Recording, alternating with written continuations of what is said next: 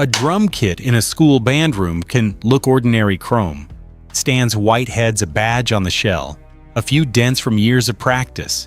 For decades, some of those badges carried the name Slingerland. The company once worked out of a 70,000 square foot factory in Niles, Illinois. Wood shells, metal hardware, chrome plating, and final assembly moved through the same building. Its drums reached jazz stages, rock tours, drum corps fields, and school music rooms across America. By 1986, that factory was down to about 60 workers. The name did not disappear. Slingerland drums would return under other owners in other states and eventually under a company owned by Roland, a Japanese corporation. In 2025, new Radio King replicas appeared again, made in California, not Chicago. This is not only a story about a drum brand. It is a story about what happens when a product name can travel farther than the factory knowledge that once gave it weight. 1912, Lake Michigan. Henry Heenan's Slingerland walked away from a card game with a mail-order music school. The detail sounds almost too neat for a business origin, but the useful part is not the card game. It is what Slingerland did after it. He did not treat the school as a finished business. He treated it as a way into customers who wanted music in their homes. Soon the school became a retail operation in Chicago. Instruments moved through the door. Orders moved through the mail. The company began close to the buyer, not close to a factory. That mattered because the first pressure came from supply. In the early 1910s, ukuleles were in demand across the United States. Slingerland imported them from Germany and sold them as fast as they arrived. Then the import route became too slow, too expensive, and too unreliable for the demand in front of him. So he moved one step backward in the chain. Instead of only selling instruments, he began making them in Chicago. A small operation became a manufacturing habit. Watch the demand find the bottleneck, bring the work closer. By the early 1920s, the ukulele craze had cooled. Banjos were rising with jazz bands, dance halls, and rhythm sections that needed a sharper, louder instrument. Slingerland changed direction again. In 1923, he bought a building at 1815 North Orchard Street on Chicago's North Side and turned the company toward banjo production. The address mattered. It gave the business a physical base. Workers' wood tools parts and orders could now gather in one place. By the mid-1920s, Slingerland was claiming one of the largest and most modern banjo operations in the world. But the instrument business did not reward stillness. Across Chicago, Ludwig and Ludwig had built its name in drums. Then it tried to enter banjos, just as banjos were nearing the end of their run. When the stock market crashed and demand shifted, Ludwig and Ludwig was forced into a sale to C.G. Kahn. Slingerland watched the machinery leave the old order behind. Dies, fixtures, bending machines, and tooling went to auction. Some came from Ludwig. Some came from another failed Chicago maker, Liberty Musical Instrument Company. Slingerland bought what he could and moved the equipment into his own orbit. The company did not enter drums as a clean invention story. It entered through demand, failed rivals used machinery, and a Chicago factory learning how to change before the customer did. In 1935, Gene Krupa joined Benny Goodman's orchestra with a problem that came from the stage, not the office. The crowds were getting larger. The rooms were louder. Swing music was moving through ballrooms and theaters, and the drummer was no longer only keeping time in the back. Krupa wanted tom-toms that could carry tone, tension, and volume. The drums available to him could not do that well enough. One head could be adjusted. The other was fixed to the shell. So the request came to Slingerland in a form a factory could understand: change the object. By 1936, the company introduced the Radio King line.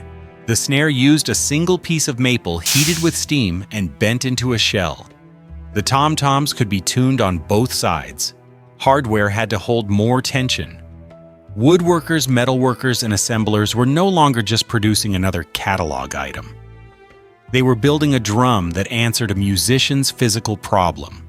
On July 6, 1937, Benny Goodman's orchestra recorded Sing Sing Sing for Victor Records. The record ran long enough to fill both sides of a 12-inch 78. Its opening put Krupa's drums at the front before the rest of the orchestra arrived. For listeners, it was a sound. For Slingerland, it was an order book. Demand moved faster than the factory's supply of properly dried maple. The company had orders stacked months deep. Workers ran overnight shifts. In some cases, they bent green wood because seasoned stock could not arrive quickly enough.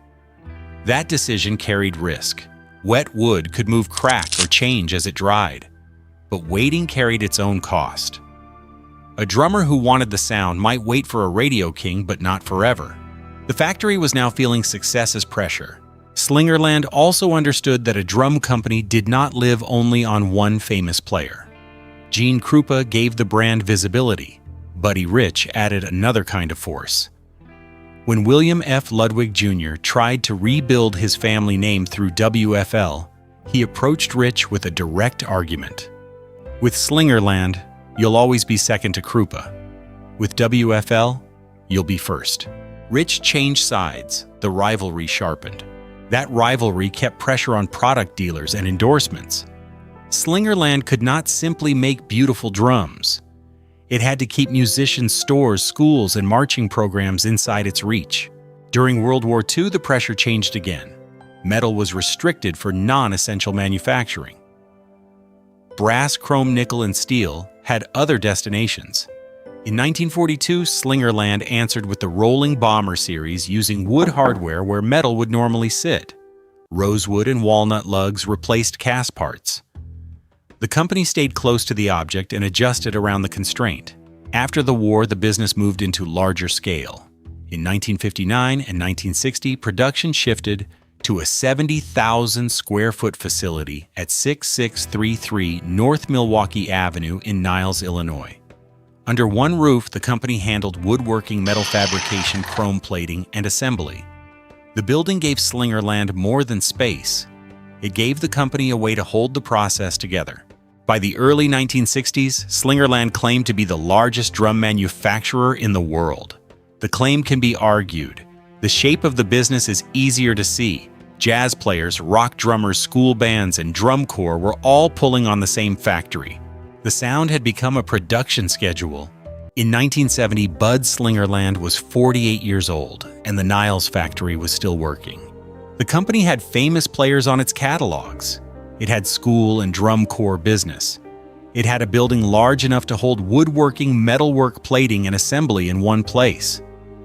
From the outside, Slingerland did not look like a company at the end of anything. But the next pressure wasn't coming from a single bad product. It was coming from the cost of staying modern. Pearl Tama and Yamaha were entering the American market with newer equipment, lower production costs, and more consistent output. A drummer buying a kit in the 1970s was not only buying tone, he was buying matching parts, reliable hardware, cleaner finishes, and a price that made sense beside Japanese drums on the same retail floor. Niles had skill, but skill took time. Skilled labor cost money. Older equipment needed investment. A factory built around handwork could not become a modern production machine just because the market had changed around it. That year, Bud sold the family company to Crowell Collier and Macmillan, a New York publishing conglomerate that had already bought C.G. Kahn. The sale did not destroy Slingerland overnight. That part matters. Macmillan kept the Niles plant open. It planned expansion. It brought in machinery. By the end of the decade, Slingerland was still selling drums, still supplying marching programs, and still producing important products. In 1977, the company acquired J.C. Deegan, another Chicago name in bells and mallet instruments. The same period brought the TDR marching snare and cutaway multi-tenors into drum corps competition. On paper, the business still had movement. Inside the company, the decision path had changed. Don Osborne, a former Chicago jazz drummer and a product side executive who understood the community, was fired. Corporate managers could read sales reports. But a drum company also needed people who knew why a mount slipped, why a shell mattered, why an endorser complained, and why a school program reordered the same hardware. Legal pressure added another layer. Ludwig lawsuits followed Slingerland through parts of the decade, including conflict over acrylic drums. Competitor pressure kept rising from across the Pacific. Ownership pressure came from offices far from the shop floor. The hidden problem was not that Slingerland had stopped making drums. The hidden problem was that the factory still knew the work, while authority over the work was moving somewhere else. In 1980, Macmillan decided to leave the musical instrument business. For 10 years, Slingerland had lived inside a company whose main work was publishing. Now the drum maker C.G. Kahn J.C. Deegan and other instrument names were being sold as a package. The buyer was Daniel J. Henkin, a former Kahn marketing director. The price was reported at $80 million. Henkin had a plan built around Elkhart, Indiana. Kahn had history there. Musical instrument factories, parts management, and distribution could be gathered closer together. In theory, one owner could reduce duplication and make several old brands easier to manage. For workers in Niles, that plan carried a different meaning. A Chicago area factory that had already survived one ownership change now had to wonder whether its work would stay in Illinois at all. The full consolidation did not happen the way it had been imagined. Slingerland production remained in Niles for a while, but uncertainty itself became a pressure. A factory cannot train workers, invest in equipment, protect quality, and plan product lines easily when ownership is still rearranging the map. Outside the building, the drum market kept moving.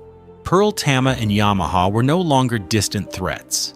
They were on the same sales floors, in the same catalogs, and in front of the same young drummers. Their kits arrived with cleaner standardization, modern hardware, and prices that made older American production harder to defend. A Slingerland drum could still have character.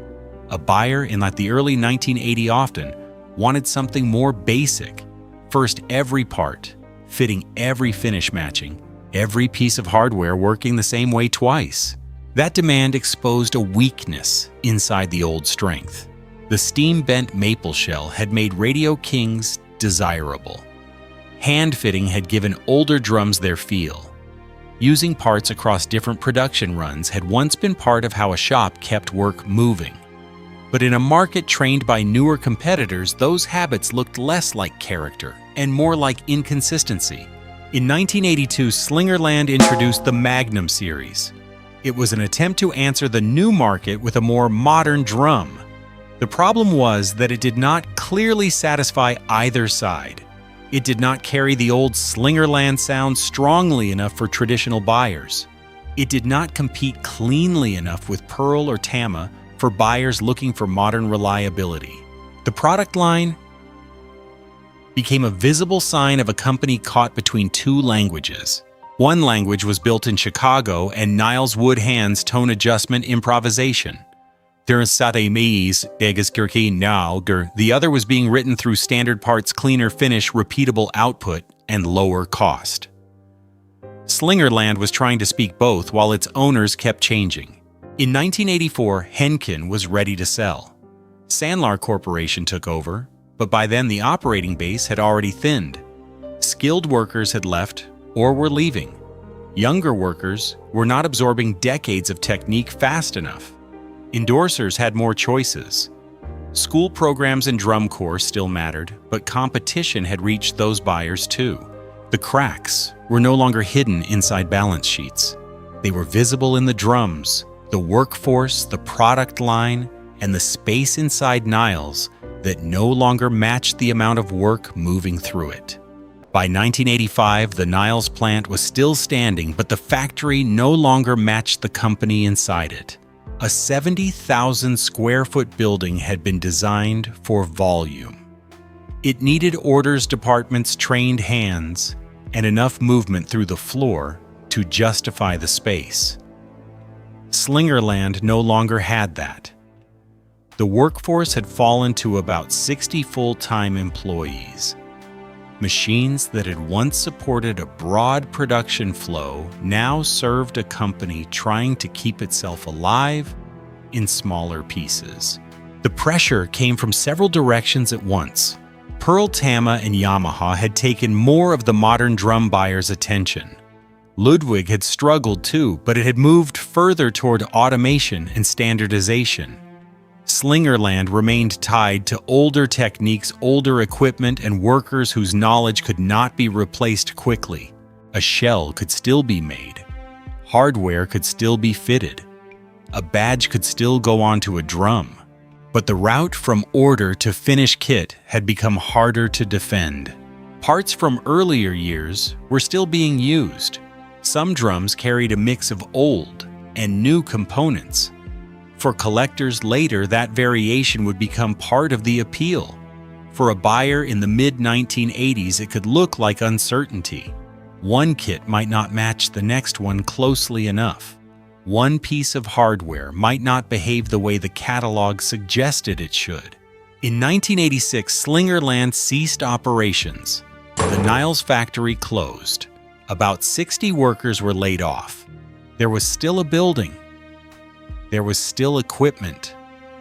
There was still a name with value among drummers. What was gone was the company's ability to hold those pieces together.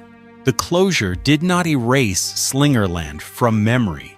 Vintage drums were already becoming objects people kept traded and searched for. The trademark still had value, because the sound still had value.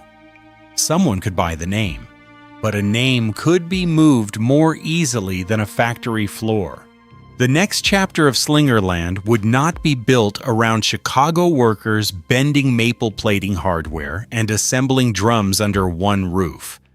It would be built around ownership papers, revival attempts, old inventory, and the question of how much of a company remains when its production home is no longer part of it.